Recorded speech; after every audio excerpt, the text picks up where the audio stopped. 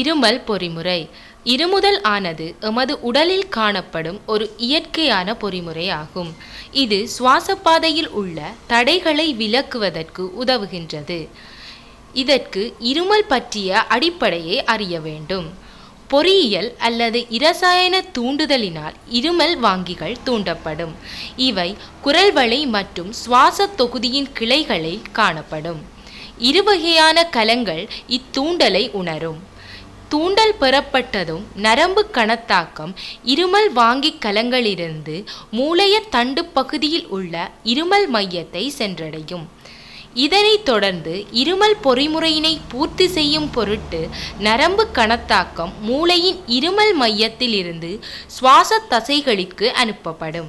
இதனால் ஆழமான உச்சுவாசத்தை தொடர்ந்த அதிகூடிய விசையுடனான வெளிச்சுவாசம் இடம்பெறும்.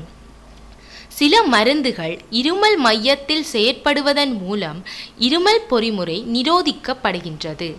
இம்மருந்துகள் சாதாரண சுவாச பொறிமுறை மற்றும் உணவு கால்வாய் அசைவு பொறிமுறை ஆகியவற்றை பாதிக்கும். இதனால் பக்க விளைவுகளாக சுவாசிப்பதில் கடினம், மலச்சிக்கல் என்பன ஏற்படும்.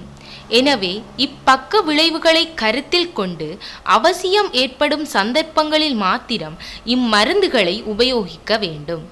வேறு சில மருந்துகள் சுவாசப்பாதையில் உள்ள இருமல் வாங்கிகளை நிரோதிப்பதன் மூலம் மூளைக்கு நரம்பு கணத்தாக்கம் கடத்தப்படுவதை தடுக்கும்.